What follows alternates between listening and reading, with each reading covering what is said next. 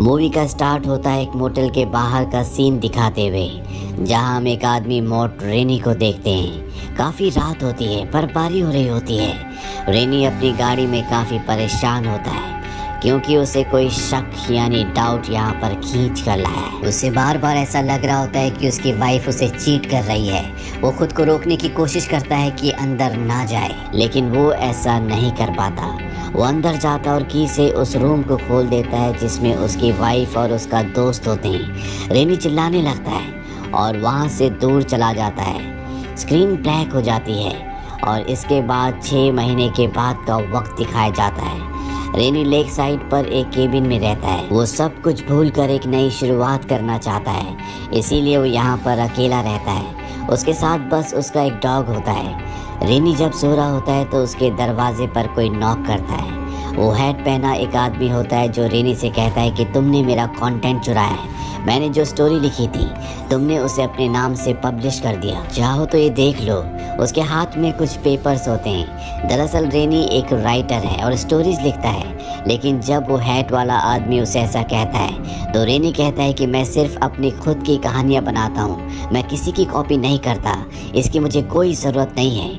ये कहकर वो दरवाज़ा बंद कर देता है। जब वो राइटर यानी कि हैट वाला आदमी जा रहा होता है तो रेनी देखता है कि उसके हाथ में वो नोट्स नहीं है जो वो उसे दिखाना चाहता था। रेनी बाहर जाता है तो दरवाजे पर पड़े होते हैं। रेनी उन्हें उठाकर अंदर ले आता है और सीधा डस्टबिन में फेंक देता है क्योंकि उसे पूरा यकीन है कि वो हैट वाला आदमी झूठ बोल रहा था। वो मनी मन सोचता है कि भला मुझे किसी का कंटेंट क्यों चाहिए होगा, मैं तो खुद अपने मन से लिखता हूँ। इसके बाद वो दोबारा लेट जाता है जैसे उसे कोई फ़र्क ही नहीं पड़ता। कुछ देर बाद हम देखते हैं कि वो अपनी राइटिंग पर कुछ काम कर रहा होता है, कुछ लिखने की कोशिश कर रहा होता है, लेकिन उसके जहन में अभी तक अपनी वाइफ की चीट करने के अलावा कोई भी और बात नहीं आ रही होती। वो अपने डॉग से भी पूछता है, यानी उसका दिमाग इतना खाली हो चुका है। आखिर वो तंग आकर बाहर आ जाता है तो देखता है कि टेबल पर वही नोट्स हैं जो उसने ट्रैश में फेंक दिए थे। दरअसल उसकी मेड ने उन्हें वापस टेबल पर रख दिया होता है, पर अब की बार रेनी उन्हें फेंकता नहीं है बल्कि पढ़ने लगता है। वो ये देखकर हैरान रह जाता है कि उसकी स्टोरी वाकई हैट वाले आदमी की स्टोरी से बिल्कुल सिमिलर होती है, सिर्फ एंडिंग चेंज होती है। उसे किसी भी तरह से बात समझ नहीं आ रही होती कि ऐसा कैसे हो सकता है। वो तय करता है कि वो उस हैट वाले आदमी को क्लियर करेगा कि उसने स्टोरी जिसका नाम सीक्रेट विंडो है काफ़ी साल पहले लिखी थी। अब रेनी उस हैट वाले आदमी से मिलता है। रेनी उसे बताता है कि पहली बार ये स्टोरी 1995 में मेरे नाम से एक मैगजीन में छापी गई थी। दूसरा राइटर यानी कि हैट वाला आदमी उससे सबूत मांगता है। अब इशू ये था कि मैगजीन रेनी के पास पड़ा तो हुआ था, लेकिन उसके पुराने घर में जो उसकी एक्स वाइफ का है वो उसे कोई कांटेक्ट भी नहीं करना चाहता। इसीलिए रेनी सो जाता है, पर परेशान भी होता है क्योंकि उस राइटर ने उसे सिर्फ 3 दिन का वक्त दिया था। वो नींद से जाग जाता है और अपने घर में एक नोट देखता है जो उसी हैट वाले राइटर ने लगाया होता है, जिसमें लिखा होता है तुम्हारे पास सिर्फ 3 दिन है, मैं मजाक नहीं कर रहा और पुलिस को खबर मत करना। अभी रेनी वो सब पढ़ ही रहा होता है कि उसे असली शौक तब लगता है जब वो अपने डॉग को मरा हुआ पाता है, जिसे न जाने कौन बेदर्दी से मार गया होता है। रेनी से सब बात बर्दाश्त नहीं होती। सुबह होते ही वो पुलिस स्टेशन चला जाता है, जहाँ रेनी पुलिस को सब कुछ बताता है कि एक आदमी मुझ पर नज़र रखता है, मेरी जासूसी करता है और दूसरा मुझ पर कंटेंट चोरी का इल्ज़ाम भी लगा रहा है, जिसकी वजह से उसने मेरे डॉग की जान ली है। लेकिन यहाँ रेनी श्योर नहीं होता कि वाकई वही राइटर वो है जिसने उसके डॉग को मारा है। उस राइटर के मना करने के बावजूद रेनी पुलिस के पास गया। अब न जाने उसे क्या फेस करने को मिलता है। वहाँ से रेनी वो मैगजीन लेने अपनी एक्स वाइफ के घर जाता है ताकि जल्द से जल्द वो उस आदमी को दिखा सके, लेकिन वो देखता है कि उसकी एक्स वाइफ अपने नए फियांसे के साथ कहीं जा रही है। ये देखकर रेनी उससे बात भी नहीं करता और गाड़ी से वापस अपने केबिन की तरफ यानी घर की तरफ आ जाता है। जब वो घर पहुंचता है तो देखता है कि वहाँ पर पुलिस ऑफिसर होता है जो उससे इन्वेस्टिगेशन करने के लिए आया होता है। वो रेनी से पूछता है क्या तुम्हें अपने आसपास कभी कोई और दिखता है। तब रेनी वहाँ के एक रेजिडेंट का नाम लेता है। इतना जानकर पुलिस ऑफिसर वहाँ से चला जाता है, लेकिन इतने में रेनी को एहसास होता है जैसे उसके घर में कोई है, पर वहाँ पर कोई भी नहीं होता। कुछ ही देर बाद वहाँ पर वो दूसरा राइटर आ जाता है। वो रेनी को ताना देने लगता है, क्या तुमने मेरी स्टोरी का एंड देखा है? वो कहीं से भी उस पर सूट नहीं करता। तुमने मेरी अच्छी खासी कहानी को खराब कर दिया। रेनी से उसकी बातें सुनी नहीं जाती और इन दोनों के बीच में आर्ग्यूमेंट्स होना शुरू हो जाते हैं। पर वो दूसरा राइटर भी रॉड से रेनी की गर्दन पर प्रेशर डालने लगता है और उसे वार्न करता है कि इसका एंड बदल दिया जाए। अगली सुबह रेनी को उसकी एक्स वाइफ का कॉल आता है और वो उसे बताती है कि घर को किसी ने आग लगा दी है। रेनी वहाँ पर पहुँच जाता है। इसी घर के अंदर वो मैगजीन थी जिसके अंदर सन 1995 में पहली बार रेनी की सीक्रेट विंडो स्टोरी छपी थी, जो सबूत उसे उस दूसरे राइटर को दिखाना है। वहाँ भी वो सबको यही कहने लगता है कि जिस आदमी ने उसके डॉग को मारा है, हो सकता है कि ये उसी आदमी का काम हो, उसी ने घर को आग लगाई हो। उसे पूरा शक उसी हैट वाले राइटर पर होता है।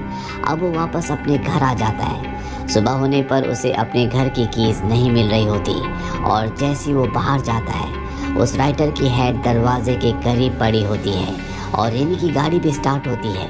वो काफ़ी हैरान हो जाता है कि ये सब अपने आप कैसे हो गया, या वो दूसरा राइटर ऐसा क्यों कर रहा है। अब रेनी वहाँ से निकल जाता है। रास्ते में उसे अपनी एक्स वाइफ का फियांसे दिखाई देता है, जो कि एक फ्यूल स्टेशन पर होता है। रेनी को लगता है कि जैसे वो उसका पीछा कर रहा है, लेकिन वो उसे बताता है कि मैं तो दूसरी तरफ से आया हूँ। वो रेनी को डाइवोर्स पेपर देता है और कहता है कि तुम इस पर साइन कर दो, हम जल्दी शादी करने वाले हैं। रेनी को गुस्सा आ जाता है और वो डाइवोर्स पेपर्स पर साइन किए बिना वहाँ से घर वापस आ जाता है। अब उसे वही राइटर मिलने के लिए बुलाता है।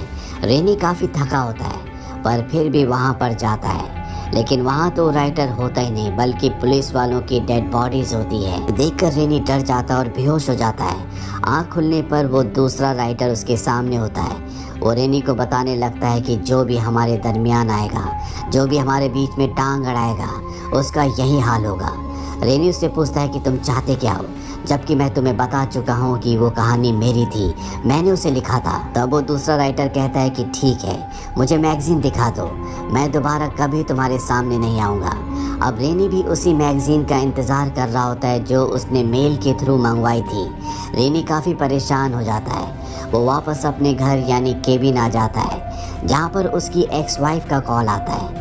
वो उससे इमोशनल होकर रिक्वेस्ट करती है कि डाइवोर्स पेपर्स पर साइन कर दो, लेकिन ये सुनकर रेनी और भी ज़्यादा गुस्से में आ जाता है। अब रेनी की एक्स वाइफ को अपने फियांसे से शादी करनी है, इसीलिए वो डाइवोर्स पेपर्स लेकर खुद ही रेनी के घर की तरफ निकल पड़ती है ताकि वो उन पेपर्स पर साइन कर दे।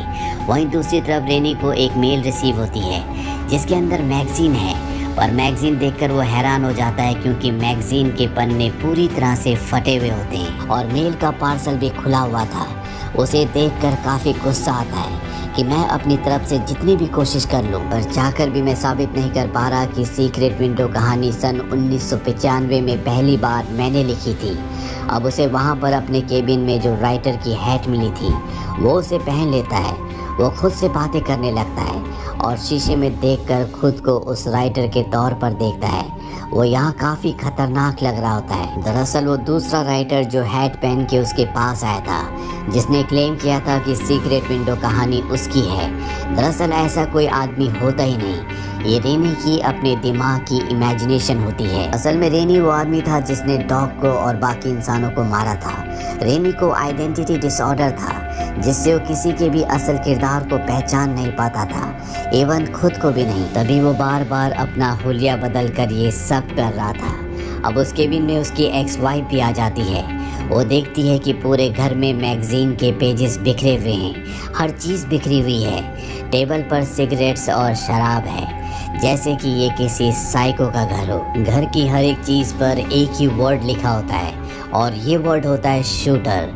रेनी की एक्स वाइफ समझ जाती है कि रेनी वो आदमी है जो खुद के अपने घर में और घर के बाहर डर फैला रहा है। और तभी दरवाज़ा अपने आप ही बंद हो जाता है।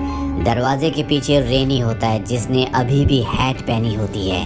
इस वक्त वो बहुत ही भयानक लग रहा होता है। रेनी की एक्स वाइफ भागने लगती है, लेकिन रेनी उसका पीछा करता है और उसके पाँव को स्क्रू ड्राइवर से स्टैब करके जख्मी कर देता है, पर फिर भी वो पीछे के दरवाजे से बाहर आ जाती है, लेकिन उसका सर एक पत्थर से टकराता है। वो काफ़ी तकलीफ में होती है, लेकिन रेनी को उस पर तरस नहीं आता और अब वो उसकी जान लेने के लिए उसकी तरफ बढ़ता है। उसके हाथ में शॉवेल होता है जिससे वो अपनी एक्स वाइफ को मारने वाला है, पर तभी वहाँ पर उसकी एक्स वाइफ का फियांसे आ जाता है, पर रेनी उसके फियांसे को उसी शॉवेल से मार देता है। रेनी की एक्स वाइफ, जो कि काफ़ी बेबस महसूस कर रही होती है, वो अपनी जान की भीख मांगती है। उसका पाँव जख्मी है, इसीलिए वो भाग नहीं सकती, पर रेनी उस पर रहम नहीं करता और उसे भी मार डालता है। रेनी ने अपनी इस बीमारी के चलते शहर में कई लोगों को मार दिया। रेनी ने ही अपनी एक्स वाइफ के घर को जलाया था। रेनी जिस दूसरे राइटर से डरा करता था कि वो उसे मार देगा, दरअसल वो रेनी का खुद का दूसरा रूप था, जिसके बारे में रेनी को कुछ भी नहीं पता था, क्योंकि उसे नहीं पता कि वो बीमार है। इसके बाद रेनी को पकड़ लिया जाता है और उसकी असलियत जानने के बाद सबको काफ़ी शौक लगता है। शेरिफ रेनी के घर जाता है और उसे कहता है कि सबको पता है कि तुम कातिल हो, लेकिन मैं तब तक तुम्हें अरेस्ट नहीं कर सकूंगा जब तक मुझे तुम्हारी एक्स वाइफ और उसके फियांसे की डेड बॉडी नहीं मिल जाती, क्योंकि मेरे पास तुम्हारे खिलाफ वही एक ठोस सबूत होगा। रेनी कहता है, क्या करोगे मुझे अरेस्ट करके? लास्ट सीन में हम रेनी के केबिन की विंडो से उसकी कॉर्न फील्ड को देखते हैं, जिससे ये जाहिर होता है कि उसने अपनी एक्स वाइफ और उसके फियांसे की डेड बॉडी को इसी कॉर्न फील्ड में दफना है, जो वक्त के साथ मिट्टी में मिल जाएंगे और रेनी कभी नहीं पकड़ा जाएगा। इसी के साथ ये कहानी, जिसका नाम सीक्रेट विंडो है, यहीं पर ख़त्म हो जाती है।